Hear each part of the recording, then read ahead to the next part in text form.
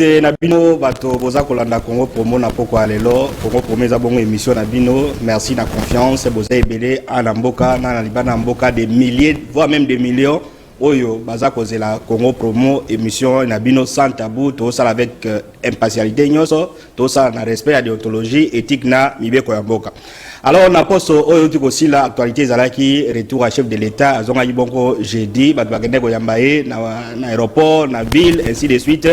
Actualité monsieur les ali parti politique moko ezobotama le 15 novembre awa le 15 novembre parti politique moko munene ko botama tokoyeba na kati ya émission oyo parti yango ko ya ko apporter nini changement par rapport na ba parti nyos tokobela pe donc na province ya Chouapa kuna lancement ya ba travaux éclairage public gouverneur ya Chouapa bongo Pangras a lancé ba activité disons appelé Simwinda na Boinde pour la première fois depuis que Boinde commis province et chef de la province et comme éclairé ba ça ba travaux à Fontaine ba ça la paix makambo ebele tokotala ngona émission ya lelo Congo Promo ya lelo oyo nazana plaisir à présenter nkumu aza empêcher muke. Alors invité la biso apoko alelo kombo na ye David Bolombe. David Bolombe nde toko solo na ye actualité politique ya mboka, retour à chef de l'État COP 26 mission na ye makambo salaki et puis na naissance à parti politique wana pe na ba comment gouvernance mboka na biso ezoleka. Alors ndeko David Bolombe mbote. Mbote papa. Voilà, on peut se présenter devant les téléspectateurs Nabiso, comme on a lobby David Bolombe, au Tiwapi, au Salaga Wapi, au Zalaga Wapi, ainsi de suite. D'abord, avant de répondre, c'est vraiment le fait que Ben Sandaï a tout pour le monde entier, parce que nous avons Tamboli et Katsi Balé pour sauver,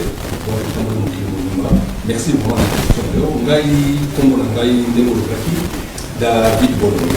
Nous avons mon Congo, nous avons une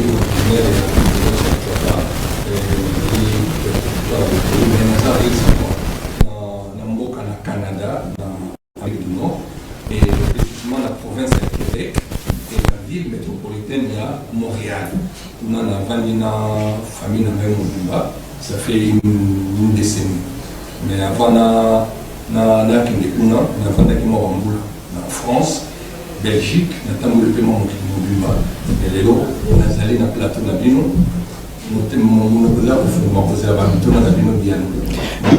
merci beaucoup Ndeko David. Alors toi tu es maintenant Noana au lobby au Vandi na Canada, au na France, au Tambol ainsi de suite, tous les Congolais à diaspora. Voilà. Alors à l'amboka la biso diaspora congolaise ils ont la connotation moko ya mabe. Donc on considère la diaspora au Bazakuna à ça peut-être 30 ans en France, 50 ans aux États-Unis. Donc et là malonga ezate et puis surtout ce qui a yé awa ba pc ba responsabilité et azoko katé tout ça. Alors comment image à diaspora est-ce bino za d'abord conscient ndenge image à diaspora ils a mal perçu à niveau ya mboka awa. Merci na mutula là-haut. Je ne sais pas ce qui est réellement l'image de la diaspora est vraiment mal perçue. Les akaka ndenge batu balanda ka ba bengi ba combattant. Ne balanda ka ba réaction na bango. Mais moi je pense qu'à un certain moment de la vie, il faut comprendre que mingi bazakuna batangi pe belé. Il n'y a pas des incompétents là-bas, je ne pense pas. Les ana batute obaye a pe image na bango e baby ke ba ko sala kuna ezalaki mouvement moko e bimaki pour na résister contre le régime passé. Alors, il y a des gens aussi qui ont mal utilisé ce mouvement pour na ko sala sous forme lokola ya brutalité, lokola agression. Mais leur mouvement il y a ba diaspora ezalaki fondé parce que ba mona ke mboke bando tambola malamu te. Donc ba mona ki non régime passé, ça il faut le dire. Ezaki régime pour na bango ezalaki régime moko autoritaire balingi démocratie ezalaki te. Alors pour na bango baki niet biso toza ba opposant, toza ba résistant, ba combattant. Mais na poto, et ça na ba tangi belé. Moi je te parle, moi je suis politologue. Et ça peut na ba médecin, et ça na ba ingénieur, et ça na ba tomi ba tangi kune belé. Et l'image il y a cause à la mal perçue parce que ça il faut le dire que depuis l'année où on est allé diaspora bande ko kotsa mbongo na mboka oyo et belé ni tete peut-être le diaspora bango bako koza ko mona ngolo kola mabe et ko kaki bibembe mingi kundama ki apona diaspora bon motonyo so oyo azana mona ne na poto parce que salaire ezalaki ya malonga te makambo ezalaki ebele et quand ça qui peut mbongo na mboka oyo il y a des familles qui sont soutenues parce qu'ils ont des enfants dans la diaspora mais imagine bango ezalaki seulement suite à ce mouvement des combattants mais tokolo bango kaka mbala moko te ezali mal perçu parce que dans notre pays ici là mboka oyo ya biso RDC qui est le président de la République en ce moment? C'est pas quelqu'un qui a grandi à Woluwe na Belgique quartier moko na Bruxelles. Il n'est pas de diaspora. Bon, bah, résultat, ils ont mon anaté. Togozonga nano na résultat ya ye na oyo mona no biezo mona naté mais tozonga nano na aspect bon togozonga la paix aspect ya financement ya apport ya diaspora na développement ya Afrique d'une manière générale disons développement banque mondiale ainsi de suite balobaki yango tolobelango no sima mais tozonga na aspect olobi wana ya ke na kati ya diaspora et ça un mouvement moko ya bateau et puis diaspora ils a composé na ba professeur d'université ba médecin consort mais tozonga comment un groupe de gens au peut-être bazar on peut considérer que batangate parce que ceux qui à l'opposé il y a des médecins il y a des intellectuels il y a professeurs d'université à l'opposé tous les bateaux batangate en tout cas entre guillemets comment bateau wana bazui monopole ya diaspora na mboka na niveau à Libanda et puis pourquoi bateau batanga ba influencer bango te parce que c'est vrai que le régime est totalitaire, le régime est amabe ainsi de suite, mais avec les intellectuels, je crois que certains d'entre eux peuvent être dans l'organisation internationale, FMI, UNESCO, Banque mondiale, Nations Unies, pour qu'ils influencent politiquement. Mais il y a un comme la diaspora comme il y a muscle, il y a combien de bateaux Makofi, il y a menacé bateaux, pauvres musiciens, pauvres entre guillemets, mais qui n'ont rien à voir avec gestion en Boga, comme victime. N'est-ce pas? Bino, disons bateau, intellectuel, la diaspora, na Libanda. Bazar minoritaire ou bien kita mouké par rapport na bateau on peut leur dire que bandi entre guillemets mais comment voilà comment porter. Non mais vous comprenez que un intellectuel oyatanga et ça je voudrais aussi dire peut-être apporter un petit rectificatif na kati ya diaspora il n'y a pas que seulement des voyous. Il y a aussi des gens intelligents. Ou peut-être lutte na bango c'est normal. Et ça na bato musu lelo bana diaspora kuna baza contre régime oyasika parce que dans tout système politique démocratique il faut qu'il y ait une opposition mais alors qu'il y ait une opposition républicaine mais oya ba agression moi en tant que monta diaspora na ko ndima ngote moi je peux pas accepter que ba ko agresser ka batou ko betaka batou moi je pense que la meilleure opposition c'est au niveau des idées. Moi je pense que c'est ça et aussi en dehors de ça et là comme moko ngana zo mono ba osala ku nezate mboka ndenge nza sikoyo tolobela yango mboka ngana za muta diaspora j'ai œuvré parmi ces gens là mais je suis au pays aujourd'hui c'est-à-dire tout marche quand même à 100% mboka ko tambolaka malamu ezati même là chez nous il y a aussi une petite parcelle il y a mon autorité mais kozaka kenoko bako dépasser en côté aux hommes bako kanga mutu le lingo bateke dictature mais les choses ont changé dans ces pays moi c'est le message que je vais lancer à mes amis mboka awa makambo se bongwana ba bakota mboka babima bitumbe sesila mboka koti mboka bongi et bongi à 100% te pas mboka mboka bonga pose des athées mais ndenge nazo monela na kasto toucher yango bande konanga diaspora les choses ont changé ici d'une manière ou d'une autre. Donc ça ne vaut pas la peine que ça ait agression kuna, ça ne faut pas. S'il faut faire une opposition, il y a deux choses. Une opposition républicaine au niveau des idées ou revenir au pays. Alors, le David de Bolombe, nazozo ngelayon kumu mbote. Mbote ndeko. Kumu ina mwa retard. Alors, tuana le David de Bolombe, aza ya diaspora, tu même makambo ya diaspora, au mona ga diaspora ndenge nini otuna ndeko David de Bolombe na makambo yo de ba diaspora bazobetaka bato tout ça otuna mutume. Oui, merci ndeko Michel Wangi parce que na yena mwa retard bika ba embouteillage à Kinshasa vraiment gouvernement national basa l'effort pour na kobongisa banzela parce que vraiment problème est très sérieux. On est dans la te, bato à moto, bazobe bisaba mituka bato, ba mituka mususu zobima donc vraiment pas ces alliés surtout biso ba journaliste bato ya temps et ça vraiment moi passe. Na sepeli ndenge to ya mindeko ndeko mbote na peso mbote parce que notre comment on kaka merci minga pena zonk seli mbote. Boni bino kuna na poto. Non, qui mes alliés, tu as un problème ça marche. Mais ndeko bino bokenda ka poto. Pour na bokende kozwa expertise nde bino ba français bolobaka mais boke poto botiki biso awa na mboka biso nde to bandaki ko pelisa moto pour na bokuta mboka ndenge ezale loboye bokuta Kabila zalaki président Longwe Félix Tshisekedi doti ko koma c'est grâce à nous otoza na mboka mais bino bokomisi biso ba ennemi ba musicien wana baza ba politicien te ba vivaka na suivre na bango et commission qui baye na poto bo beti bango. Est-ce que bino na poto kuna bokende ki pona bokende ko vivre na makila ya na compte ba congolais ou bien bokende ki pona ko lukalo po na ko sunga boka? Non, merci mingi ndeko journaliste na mutuna na je pense qu'une partie à réponse na sina zongisaki ba diaspora c'est ezali un ensemble de gens où bazo vivre en dehors du pays na bango. C'est-à-dire il y a des intellectuels, il y a des voyous, il y a des musiciens, il y a toute couche sociale. Quand lobby bazo na katso malobate bazo vivre intérêt à pays na bango ba ivoirien ba na poto. Ba camerounais ba na poto. Mais oya ba congolais leki et comme lokola oui, au Tchomona. Oui, dans le cas concert.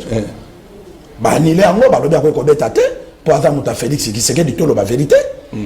Kofi. Pour avoir est-ce que Mboka vraiment qu'on continue qu'on t'emboule la carte non. Non, bon, qu'un poto pour la boca, n'abîme pas d'autres canaux dans Mboka. Mais bon, qu'un poto n'est yozongi boye. Et ça pose sur la Mboka. If on dehors à défendre les ballons de copé, ça bon qu'à conseil pour te évoluer. Ngai nazolo baboye. Na kanisi na lancer message et pas na bao yanga ya diaspora. Bandeko diaspora. Moi je pense que na utai koloba awa na musika oko juger maison Mboka. Merci. Oko kutake makambo échangea. Il y a des gens qui ont fait beaucoup d'années. Ils ont une certaine image, il y a Congo, ou ils ont une certaine image, il y a République, il y a gouvernement passé. Mboka échangé. Bilo qu'on a agression, il faut tout kayango. Surtout les bateaux, il faut tous à la modèle. Parce que Mboka Oyo, Ming va dépendre na biso à l'extérieur. Apport na biso diaspora, et ça vraiment substantiel pour natina na développement en Mboka Oyo. Toi apporter maël na biso, que toi apporter qui voyoutisme. Moi, je pense que c'est pas bon. Empêcher un musicien à sa moussala naye, moi, je trouve que pour moi, ça n'a plus de sens parce que vous aviez lutté, nous avions lutté avec vous. Na lobby, pour agresser journaliste, nani musicien, abet la musique pour nater le kola Wera, le kola Félix, ndé na yoka kiyango. Bazo vivre na moussala na bango. Mikolo le kaka bolobaka babandai ko tolobaka biso na bino tolobaka babandai ko yembela pouvoir passer. Mais lelo, est-ce nana yoka yembeli pouvoir oyo? Tokomi pena suka mandate pona to banda koloba yango na sengi na bino bo totika likambo wana musicien culture na biso et komi ko beba ba ivoirien ba komi ko zwa place ba Nigeria ba Ghanéen c'est parce que il y a plus de nombre à l'extérieur. Alors Ndeko David bon wa des aspects à mabe ya diaspora ya to contacter ngo ba on te le pelo comme ça awa et c'est vrai que diaspora peut pas contribuer na moi dans ma famille na bango tout ça bien que diaspora ngo par rapport na batu bakenda ki Angola mutake Angola soka ya bosa makasi makamini ya makasi mais oya bino ya diaspora boti na bongo peut-être akosomba c'est et tout ça mais on sous-entend que bosa la mako alors au même moment qu'on conscientiser ba ça la banditisme et ça peut ba bonne volonté ko sunga bande ko bango na mboka ma avancer comme ça to non na lingina lo ba lisusu na ba oyo bazana idée na zolo ba toujours je reviens. Le pays est démocratique. Démocratie est à un niveau de débat d'idées. Ça je l'ai dit. Diaspora a apporté beaucoup dans Mboka Oyo. Batongi bandako ba flat et belé biloko belé za batu diaspora. Et en plus de cela, mbongo diaspora tindo travers Western Union, Monogram, Ria, nabani na Mboka Oyo côté belé. D'ailleurs, idée moko nazalaki na yango. Pour na kosunga soki mokonza ko mona ngoto bo baza pembe na ye ezali kaka que pour na nini ko sala banque moko unique que mbongo leke na ba Monogram eza ko échapper na ba Western ba sala banque moko ke mbongo yaka a gouvernement congolais ezoka yango parce que kuna Monogram na Western bazo nyoko la biso ngane tinazo ba blokanga so tini moi $1000 moi $2000 ba bloquer yo mais tandis que ceux qui mbongo ne yaki na compte na pour bloquer la sens n'est expliquer ba to voilà non ba bloquer c'est tandis que tu peux plus envoyer ou on peut plus t'envoyer l'argent ngala za na Western na kotinda mbongo te donc so tingo tina $1000 ba moni mubala ba tout na yo ba beza ozumbongo na wa oui na kada lida la terrorisme voilà alors tandis que ceux qui mbongo ezo na banque moko compte moko tout le bateau caisse moko unique boy que nos congolais ça tinda mbongo ils a partout représenté partout je pense que ça profiterait à la nation congolaise. Ça c'est une très bonne idée. Idée wana et puis bota la gouvernement, bota la pays diaspora, vous pouvez contribuer entre vous, créer banque banque awa, ba pesa la caution la banque centrale pas presque $10 millions. Ne beaucoup bossa la bino $1, $10, $10, vous créez banque des Congolais de la diaspora. boye ko pesa gouvernement que nos banque centrale a agréé bino ça sera encore une bonne chose. Donc voilà c'est une bonne proposition mais bino pe bo sur les devants ya ko sala ya. Alors autre le président de la République Félix Tshisekedi a payer pour la diaspora avant na mboka na Belgique na Oluwe a comme président. Alors yo ye awa ozomona muninga na yo antegi ma diaspora en tout cas mamboka ndenge ni. Non mais on a peine encore répondre avec toute aisance et avec joie. Il y a des signes papa mokili oyo mboka oyo ngai David Bolombe bozomona na botami toloba 8 mois avant accession ya maréchal na pouvoir na mois de mars hier en novembre de 65. Mais depuis mboka oyo ezali mboka tilelo. Il y a des choses où on a vivre, on a moins de loin, et on a vivre de près. N'a-t-il comme on a président Moussa Salé en noté. Je ne dis pas que tout est parfait. Je n'ai pas dit qu'il est arrivé là où il devrait arriver. Mais Azali na vision ya malamu. Azali azana bolingo pe azana vision ya mboka oyo. Au moins à un certain moment, peut-être makambo oyo azo sala lelo. Ba comme a résultat nango peut-être na deuxième mandat ou à la fin. Nde ba komona ba résultat na yango parce que mboka oyo président Félix akutaki yango soki na ko kende ko illustrer yango ngana zaira mo pe na makambo ya Bible hein, vous comprenez eza lokola ndenge na lobité nangi ba téléspectateur ba interpréter ma bête. Je n'ai pas dit qu'il est Jésus mais na zo illustrer yango pour ba comprendre moi exemple moko Jésus akutaki Lazare akufi akundami akunde pe ba tie grotte likolo. Alors ayaki d'abord eloko ya liboso asengaki alobino bola kisanga sika nini bakundi yango. Moi je pense que ndeko na biso aza na mandat aza pe na mission moko ya mboka oyo mboko akutaki yango ekufa papa sema ko kufa akutaki mboko bakunda yango ekundama après ko kunda mboko bachaki grotte likolo ka lokwa Lazare. Maintenant ba moment onde tozomona oyo eza lokola atuna ki bocha Kongo wapi siko eloko moko ngosala na ezosala masiko ezanini azora bato bolongola na libanga na nini IGF kota na eloko oyo libanga wana leleki après kokota lisusu c'est simple ce qui a commission pour le changement de mentalité libanga ezolongwaka ya telemina no wana peut-être bazomona na Lazare seku na noté mais il y a des grandes choses qui se sont donc qui sont en train d'être faites pour l'instant oyo bakomona menace na kuzo koma à côté lisusu libanga bolongola libanga ezanini corruption libanga ezanini ezake leloyo justice et comme que motoko yibate ndenge zalaki liboso depuis to botamati to komi mokolo ya lelo na yoka na noter réserve na kati ya banque et comme à terme de milliards na bino kwa bapandi sango vous avez les données 3 milliards imaginez-vous je n'ai jamais moi je suis dans 65 na zolo bango je cache pas na bomba ka acheter mais na mona na yoka na noter même du temps du maréchal même du temps de Laurent Désiré Kabila to comment on a le loko wana te ça c'est déjà des grands signes et autobenga monde ba signons les autres que nous sommes vers une bonne direction. Troisièmement FMI longora déjà na mboko FMI Fonds monétaire international mais les loba zongsi partenariat na bango pourquoi ba monique le monsieur le président est vers une bonne direction.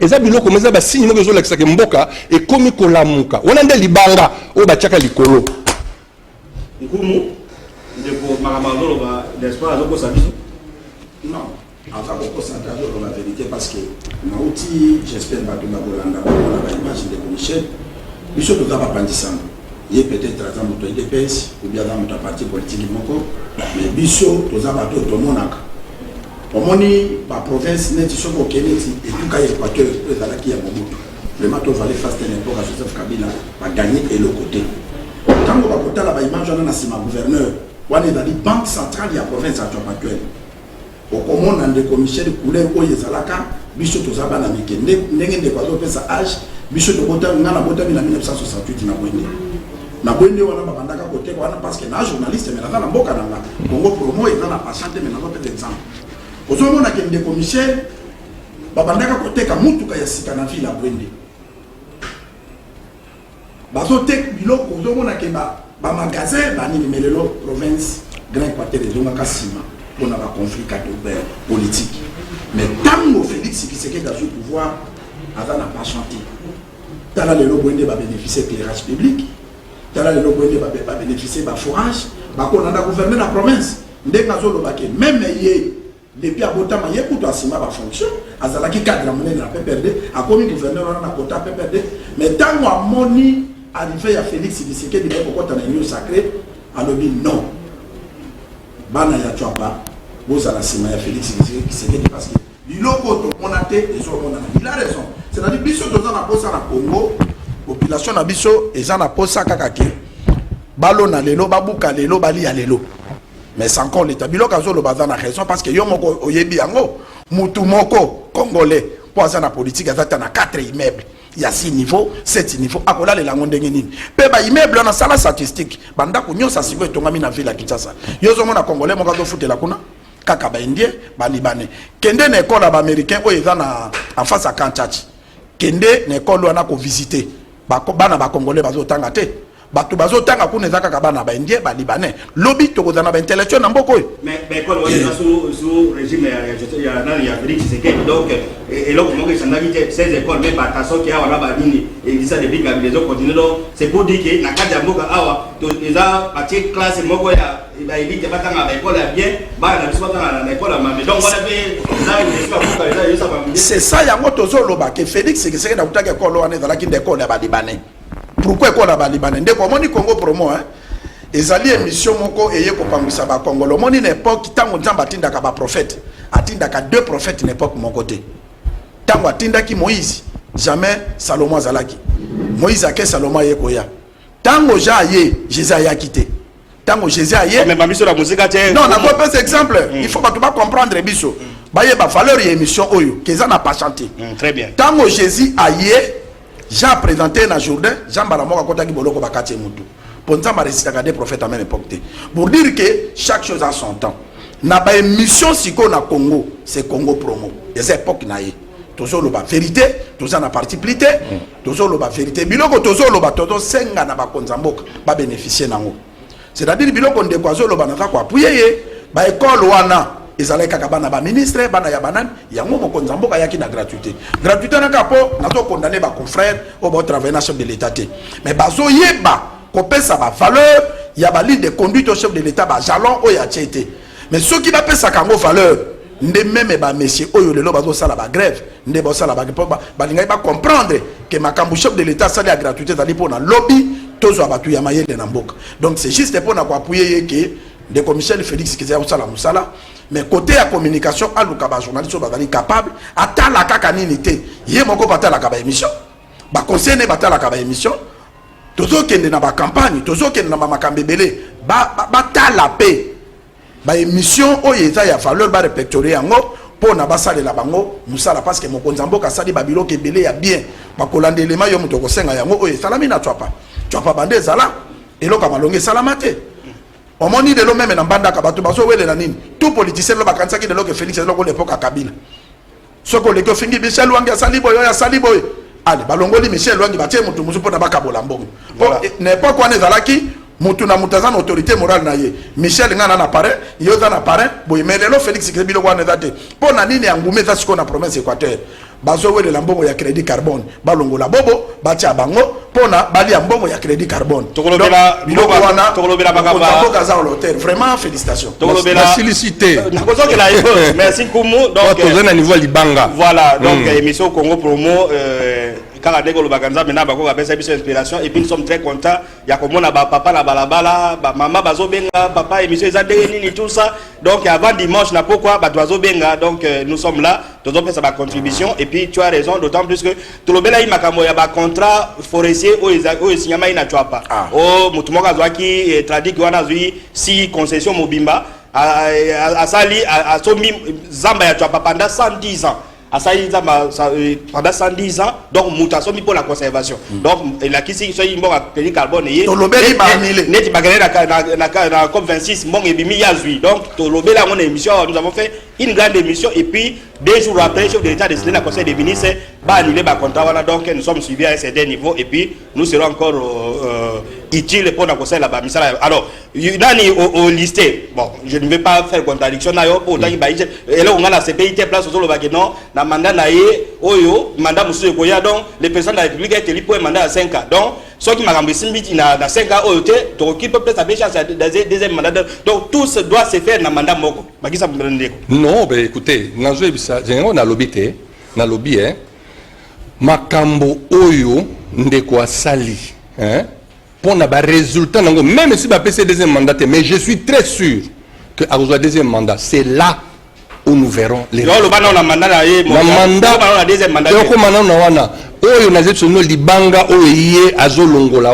les résultats, nous les voyons. Aujourd'hui, on ne blague plus. Les bosseux qui ont nommé ministre, PDG, tout ça, mais les lots macales et communes, c'est là, ça c'est déjà quelque chose de bon. Et ça que les lots nommé au comme ça c'est déjà quelque chose de bon. La justice aujourd'hui, elle n'est plus comme elle était, elle n'était pas inféodée, elle était inféodée la fois dernière. Mais les lots justice comment elle pénètre d'une manière ou d'une autre. Donc, pour Nayo, au président Félix Aosala jusque là, et ça, moi bien. Moi bien parce que bana tisiko 2 mois yango ba na classe nkomo kuta lobi que non et ça problème ma communication bana batanga tout ça wana qui dit c'est parce on tend vers prise en charge des enseignants. En tout cas so ito komi d'ici 2 semaines ba para ba ngomo ba ke no futa mbongo tozonga donc ezala kikala elo mo ka sikisa mite. Non mais il y a bakasi négociation ezali entre intersyndicaux na ministère. Non, ça ira. Michel Biloko wana merci pour na botolo parole te. Problème, il y a problème, tout le vérité. Jamais président Félix Tshisekedi a quoi qu'il négocier pour n'avoir les tangs. Et ça, le ministère où il a dit habilité au salaire biloko wana. Tout fallait faster. Willy Bakonga kutana qui une époque moko o yezalaki que pandémie ezalaki makasi. Mais loko la zalaki responsable à créer qui babiloko. Il faut tout le bandé na ministre. Il y a EPST à négocier na batouana. Il y a ouele la qui a banda qui conseille à bapé sa ministère. Les lois PC nyama yango wana na mbeli akata yango c'est-à-dire à négocier là ba kisala yo ministre PS pas lobby à to ça la 6 mois à to ça la 6 mois ba ministre ba leké pas na avaye 33 ministres na 6 mois wana o ya sala ministre moko même à sala ba 5 à sala ne dio o à sala de yo moto landa ke net nini à sala grève yango to lingi to kende na na compétition to kende na année blanche donc alinga après ça biso année blanche il peut mona kasala. Voilà. Voilà. Ça la naye moko mutako lobate. Ezali ba pandisango na population. Mokonza mboka apesi ministère. A sali signature naye. Yende azala à la hauteur ya ko s'il passé ba fléonio saison yele na ministère naye. Jamais commis comme ça parce que sur le terrain, il y a rien. C'est la vérité. Parce que la réalité c'est depuis 2014 10 secondes c'est grève à Liboso ba ça 3 mois. Si quoi ya commis comme ça grève. Non, on a zo contredire été. Na ingena lobaka kaboy. Au moins na mboka oyo eloko ezangi ezali notion ya honneur na dignité ya moto. Situation lokola o soki na ba mboka oyo ya biso toza kuna le ministre doit démissionner. Merci. Il doit absolument démissionner. 3 mois bana bazotanga. Moi je pense que essengélité que il faut pas bima toujours par la petite fenêtre. Moto il faut za la kenolobi non franchement awa na kokite je démissionne. C'est pas le problème du président. S'il était président, il n'est pas ministre partout. À Tchana Bato, il y a un délégué à pouvoir. Et entre autres, le ministre de l'EPSP. Ici, mais c'est très grave. Ndeko Michel Ndeko Azoloba, d'après ce exemple. Ministre d'État, mon amboka Gilondo Moyo. Bicho toi, journaliste. Est-ce que yo yeba ministère de l'aménagement du territoire d'Amboka? Pardon de côté, yoka. Oyebi yango. Non, tout solo là. Oyeba ministère de l'aménagement du territoire d'Amboka. Oui, mais c'est ce que je dis. Namboka Oyo, nous n'avons pas l'élégance. Nande ça la politique. Motona mokili, obimakate babengana chokenda te. Motona mokili. Ici, mes amis, je me suis limité là-bas. Nakokite, je démissionne. Donc, autosatisfaction à ministre à EPSP, résister exacté. Exacté. Yo lobi que 6 mois, au saï ko le kabato, mais kala awa, même ataba maké, même ataba Willy Bakonga, et là aboye, et ça a mana noté. Et bilo kandenga so ça azo ternir image à Mokonzi. Voilà. Il faut démissionner, c'est tout. Ministre, en tout cas, Moussa ne va pas peuple, mais en tout cas, bana bazo le lanandako, en tout cas, il faut attirer ba conséquence. Alors, on peut dire que c'est un ministre incompétent. Na gouvernement, le ministre est incompétent au monde. Incompétent? Compétent te nazo baboye et par rapport à secteur naïe chaque ministre a dans secteur naïe on peut dire que ne bana bazota ngate grève ça la commis et ça nous amène vers année blanche on sous-attaque c'est un ministre incompétent. Alors na gouvernement be ba muso bazali ministre ni omoni compétent na kata gouvernement. Non mais na kanisi a touché loko moko wana alobi que ngai ngana kolina territorial mais je n'ai jamais entendu parler de l'aménagement du territoire comme ministère. Mais les lots azube ba compétent lokola na pese exemple notre maître Guy Luando Mboyo tout monde dernièrement na parlement aki ko défendre projet il y a agence d'aménagement du territoire aki ko défendre projet il y a fonds d'aménagement du territoire. Nous n'avons jamais entendu ça. Ça c'est un. Deux, na monaki azuba mituka abdoté gouvernement ministère et aménagement na ba JP asika. Nous n'avons jamais vu ça. Aménagement du territoire, c'est un ministère qui existait d'apparence, mais lelo il est devenu un ministère vrai que lelo mutazulu kapaz wa matriquer l'aménagement du territoire. C'est un ministre compétent. Voilà, ministre compétent, de la même façon, comment tu pour le service à communication à la présidence, c'est la même façon de le dans le service à aménagement du territoire. Les gens ne vont pas s'arrêter quand le ministre appelle si dit, alors, comment on peut capitaliser ça politiquement? Tout le monde a noté. Donc, c'est aussi le rôle de la service à communication. Il y a faire valoir, mais ça, justement, il y a l'électrification, il y a Boende. Balampandere yaki gouverneur a commis à la CEBA travaux mis de péri na moment où on a Boende. Ceux qui biso za Congo promo, nous toujours promouvoir ba compétence, ba valeur, biso ko s'arrêter. So aux dans décor Boende bengaye a contredit ba image où ce qui est sûr que Boende le lot est électrifié au même quand on a la boulevard awa mis les autres là bas 18h na Boende pendeke moko. Tout l'anda élément na régie comme ça, tous on a pour la suite il y a émission na biso Congo promo sans oublier que ba numéro est affiché na TV awa tinda numéro d'ici là to benga ba question na binoya bo benga bisa à travers le monde ce qui est to ko ba question te bola na non élément après to ko zonga na émission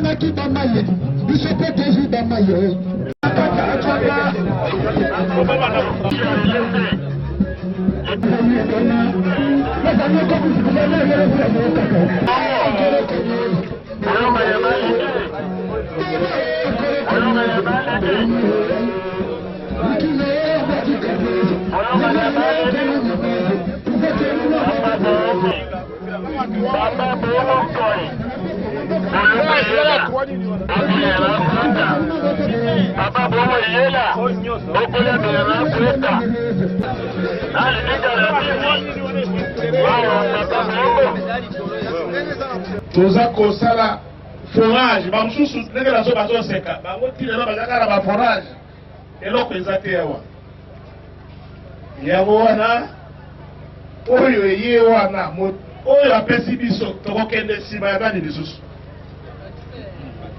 tokomi nano ngongango te se totunanaka nde bila osali nini epa na biso ebe tozozwa aéroport na Boende toza koéclairer ville à Boende na distance ya 15 km au moins tozotia quelques puits à forage ya mai et pour la histoire ya Congo boyeba ke Boende Chwapa c'est la province la moins nantie de la République. Donc pour kotala na caisse à péréquation qui est non opérationnel, toute une loi république et détermine que Chwapande est au bas de l'échelle. Et bon, soki moto ya ye ko banda ko tombola biso moke moke. Toko kende wapi? Biso Chwapa toko kende wapi? Toko diebe na mkongo na ye. Voilà. Et donc, tout le discours à moralité, toko kende ba pièce contre pièce. Mais histoire, il y a province, il y a Chwapa, il y a Kisike, Kobanda Congo, il y a Congo, les Lokakande, Chwapa. Ancien district, Chwapa. Province, pour la première fois, tous ne fût que Mouinda, lampadaire oyo, éclairer ne fût que quelques avenues principales et à Villa Bouende. Pour la première fois, on a décidé que tout ça a appuyé à maï, forage avec fontaine pour la population, pas la maï.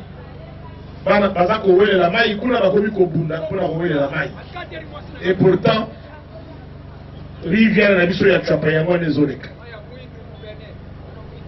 Et donc, il y a mis Sato aérodrome la mission, ils sont comme un aéroport. Bongo, moto, oya yebi biso pe toko yeba ye. Oya yebi biso pe toko yeba ye. On mata, on quitta, et ça, Nicolas est commis pièce contre pièce. Donc, biso la chouapa. Pour le moment, nous avons j'insiste. Biso tout tofani na Kinshasa, tokoli na Kinshasa, tozosala misala na Kinshasa, toyepe kosala na mboka, toyebi mboka, tobotami na mboka, tokoli na mboka. Ben, lelo oyo na chwapa, nasolo balokola mutaso kokama ituka, biso, tokoyeba oyo ayebi biso, biso bangala torobaka bongo. Eloko mosusu na boyebisa bino, ndambo ya bato oyo boyebisa bayo batikali na ndako ke mokumba monene mosusu moza koya chwapa toza na biso na ba minere lokola kuna na katanga te. Chwapa tozalaki na bambula eleka la deuxième république je crois. Na bambula eleka grenier ya café, caoutchouc, tout ça. Etango makambo nyonso ekwei lelo oyo caoutchouc na biso chwapa etonga Jekami. Et contribue pour la construction de Jekami. Et les gens biso tokomi bana mawa. Mais les gens on va dire comment on a moi d'action et va dire qu'il y a franchement discours monsieur se vous arrêtez. Et voyez que et ceux qui peut n'a le sérité et bandi c'est kobanda.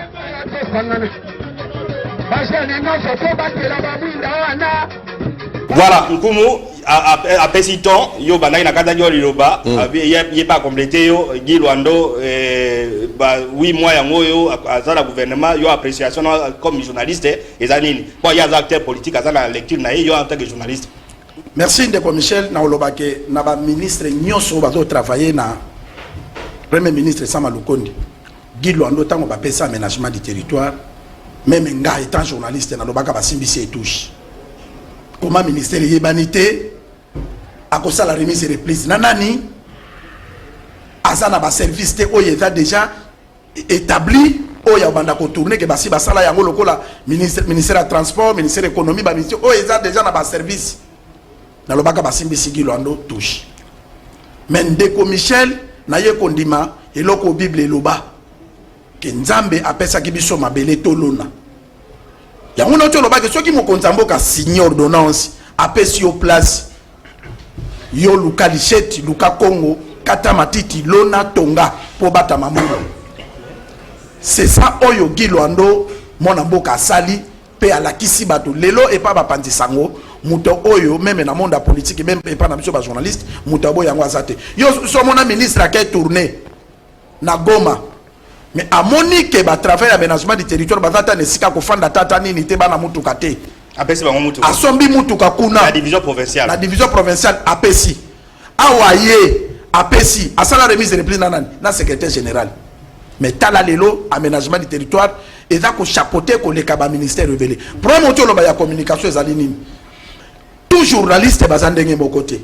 Et pas na biso to considérer ka mutu soki azolo ba français ou bien aza songi ndaza plus fort mais ba yeba ka compétence ya mutu na musala lelo to kumisa Guy Luando eza pona musala eza teke ya na bosi ko leka ba congolais nyos eza teke ya yebi atanga ko leka ba congolais nyos mais eza don na ye soki akomi na place a markaka C'est ça. Donc même Mokonzamboka, atalaka, nani akoyi kotia ministre. Et ça te que pas le français, ça te que pas ça moula, ça te que pas ça moukuse, mais atalaka pe ba compétence. Atalaka qu'est-ce que muto yo foyer na yezan. On dit même calé dans la ka pour belge apé ça yo musala. Au même Mokonzamboka zonga ministre comme ça doit avancer. Ah oui, il faut apé ça yo musala, il faut à la marier. Même excellence Guy Lwandomboyo na cabinet na ye, na ba communicateur na ye, à revoir. Parce que yé moko ndata komisala. Bango bataka simane on a soki asakisela ko balekisi ebungi. Balekisi ebungi misala Guy Lwandomboyo azo sala. Eza misala oyo ndenge Félix Tshisekedi azo sala. Donc bango mi balé il faut ba tant la côté à communication parce que Mobutu aloba iloko moko. Alobi na ba soda na ye, alobi soda na ko tika na $1000. Eloko ba konzebele ba ye bakate. Na ko pesa journaliste. Pona nini? Soki journaliste akangi alobi Mobutu azao azobela Mobutu azana nzala. Moto azana Australie, moto azana États-Unis akozuka asunga Mobutu pe biso na bino to sa nini to vivre. L'entreprise nyoso ko sala même na fonction politique nyoso zalaka na ba journaliste compétent o ba ko valoriser musalo do sala pona. Merci beaucoup Kumu Congo Promo eza pona ko vulgariser misala ya mboka. Alors ndeko olobeli Guy Lwando, olobeli Widal, c'est bien sûr que ayrazaki na Widal ba tu salami ba ça de kotonga. Là n'en parlons même pas. Ça on peut en parler mais Guy Lwando ngoti sikoyo ba ba ça ba parti politique. Il y a la partie politique. Donc, Widal, ce qui est comme la 2023, et Balou qui est comme parti politique, c'est ça? Non, Widal et Kokoma. Widal, c'est une action philanthropique. Parti politique et donc, mais acteur politique dans la partie, c'est quoi? Non, Zela Mouké, Nalobi, Nazolo Landanga, dans un laps de temps, on a parti Kobima. Je n'ai pas mandat ou je n'ai pas qualité, il y a quoi annoncer date, na mois ou bien à heure. Mais je voudrais tout simplement dire que l'action sociale sikoyo alingasa la partie politique. Sorti nango, je pense que organe compétent et quoi annoncer yango. Mais na lingi motona motaye ba que sikoyo parti ekobima. Jour, na heure, na mois, je n'ai pas ce mandat là, mais na lingi annoncer kaka que parti ekobima parce que politiquement nzamba tomboli makasi. Politiquement andimami na République ou tu peux cet exemple il y a Goma Makamazo Sala au travers même Makamba Widal Sali Ango au travers toute la République il y a Makamba Miné. Mais Widal il faut faire attention. Widal les acquis philanthropiques pour ça il s'abat au parti politique azo comme un environnement il y a à peu près 1500 partis politiques. Comment stratégie les ça la pour la émerger et ça la manine. Au moni neti GGL au babengi génération Guy Lwando. Oui ben des yeux à combien? Que les lois sont parti bandi na dit que bango nyoso bakokota parti wana donc c'est une mobilisation nationale. Alors comme on a parti politique l'état na senga réalisation bon yo pas faire biso question babi donc biso que non parti kobima ayebi mukolote ayebi ngate mais ce qui est sûr les actes environnement politique eza makasi PPRD IDPS INC bani o basala peut-être ba 37 ya bazawana ya zobota masikoyo qu'est-ce qui fera que parti naye e banda et Matalikolo. Non, ndeko Michel, ngana yebi Guy Lwandomboyo ada tête politique oyo mingi na kotoyaka pe na approchaka ye. Guy Lwandomboyo kutu ndeko Michel yo ba parti politique bidon oyo ezala ezala ka moi sinena bana na ye mazana parti. Mais Guy Lwando ada na parti politique te biloka sali et ça donc mutu moka sala na Congo te. Problème la mutation ya ko aider batona parti politique pour que mutu objectif à parti politique da conquérir pouvoir pour que mutu kende ko voter liste ya parti na c'est ça c'est mais ya votre liste de Michel c'est-à-dire à ça la parti té rôle ya parti politique ezali nini ba parti na biso rôle nango ezali kaka kozwa pouvoir ko conserver on comprendre ndenge to yamba ki prof kitoka wa mais parti pe ezali ko sunga quotidien parce que bato ba na parti wana bata ba mboite za bato il faut pas vivre Guy Lwando sala ka yango pour prévoir le ministre dans la partie politique. Voilà. Pour prévoir Tongi ba université, Tongi ba nini dans la partie politique pour dire que Guy Lwando dans la partie te bola mo eleke belé. O ya doit servir mboka et l'équipe parti politique. Mais ce qui nous a pas c'est ambition, il y a comme ça la partie et qu'on a une très bonne chose parce que même ambition na Congo promo to ko appuyer parce que ça mutu o ya lingi Congo. Pena kozonga kao okomona ke parti wana ça sera un parti politique ya munene na mboko. Voilà. Ça a beaucoup d'efforts. Alors, rapidement, Abengi et Eric Nalika Sabi, les Congolais qui sont à l'extérieur, donc il y en a Moussoussou, souffrent énormément là-bas. Ils lavent les cadavres, ils n'ont pas de ressources et tout ça. Réaction des années rapidement. Non, mais écoutez, il n'y a pas de saut métier. Pour nous gagner vie, il faut aux licenciés, aux politiciens, députés, c'est pourquoi ils se bousculent. Mais il y a des gens qui sont là où ils ont le baran pour la bibembe et ça musa lemso moto musa za kuna ale mso ministre a vivre quoi moto sur bibembe kuna te agaza ba $5,000 na so ko zambongo ebele mais ko za l'expérience politique te ko za l'expérience politique te wana ezali musala osala kuna azolo ba azo pona politique te parce que azoli nga so ko minimiser musala sala mais so ko landi ide na yezali ke kuna bozo sala misala o yezali privé mais tango bozo ya abolu kabo maba ministre bo maba na est-ce que bozo sala kabo ko la bibembe tout ça mais awa bozo maba ministre non c'est faux, c'est faux. Je parle de moi-même d'abord. Naza affilié, membre d'honneur, il y a Parti libéral du Canada. Na Canada. Ok, voilà, Parti libéral au Premier ministre du Canada, Bimaka. Trudeau. Premier ministre Trudeau. Que pensez-vous du phénomène combattant? Tu peux expliquer à moi, Boris Ali Bengue, phénomène Amabe, c'est là, combattant à Poto Mabé, c'est l'oyo. Non, Mabé, c'est le monde Mabé à agresser. Mais il faut qu'il y ait une opposition, mais républicaine, je dis bien.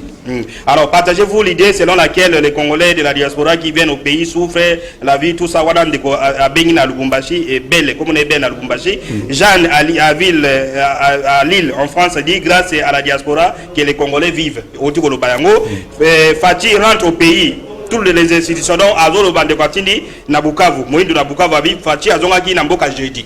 Toutes les institutions du pays se sont déplacées à l'aéroport pour l'accueillir. N'est-ce pas, on fait pire que Kabila?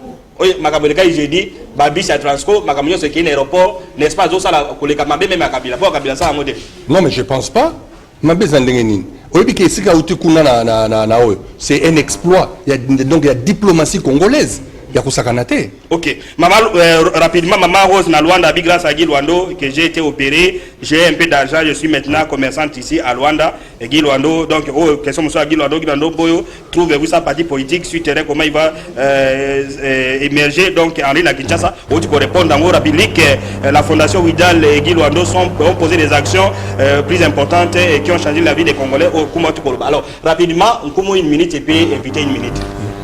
Ngai eloko na kolobaka ke félicitations à président de la République koyamba moko Zamboka ezali peuple bazo pesa remerciement na oya za kobunda po intérêt mboka eza mabete parce que lelo mboko nga na botama ya twapa ezui valeur mwinde peli très bientôt toto 5 années na gouverneur atinda ka ba image boete faut ba journaliste ba komaka sur le terrain ba filmer po ba ya kolakisa et na kosenga na mokonza mboka a protéger gouverneur Bobo Boloko na province Équateur pour na mbongo oya crédit carbone tange kokende et ça la musala ba chômeur wana ba wele la basala bongo po ba koma babebi sa institution bongo wana mona na te parce que dans bala liboso te Kabila pa pesaka et mona na te le Kabila zo fingam kiseke da fingam alisute atika bobo asala musala atika bongo koi na twapa a réaliser ambition pona mamoya lobaki pona Gilo ando wana ezaka ka yesoki totangi liste aussi la parce que ya botama pona kosunga babola. Merci Kumu, invité Ndeko David de Bolombe. Oui, na pesi d'abord merci mingi na ndebo yamba kingai. Moi je pense que président Salaka Choua malam ko pona d'abord maître Guy Luando Mboyo et na ninga ba pe na bato oyoke o ba na biki bato bazo ko se penser pour na parti et bimaka ko bimate et ko bima kala mingi te na ebite mbule ko silate parti ko bima les mususu les 15 les 20 les 30 et ko bima ba bongama déjà nom de bataille parti à monene social. Ok, liloba pona émission émission franchement merci mingi na yokaki ba eko na yango tala bato azobenga te na ba Lille na ba nini diaspora nyonso mbote merci na Congo promotion na bino donc ndebo ya mbingai na kokoma moto ya awa abonné ya awa merci zala abonné na biso alors 1 minute et 30 secondes nkumo to lo makamaka crédit carbone to pulmonwe awa to lobi mingi makambo ya crédit carbone mbongo izoya président oti ko signer na kafi 500 millions de dollars izoya pour la conservation ba forêt ici de suite to kotambola na ba province wana gouverneur wana mbongo na ezokene nous devons être regardants mbongo wana ezaya esala musala biso beto mona eke ko sala nini po mbongo wana ezaya okabola te ezaya protection ya ba zama ya bato nyonso ya mai ndombe Équateur ya twapana banani na ba député ya okabola alors Congo promo pour le suki to kuta ina poste koya merci au revoir.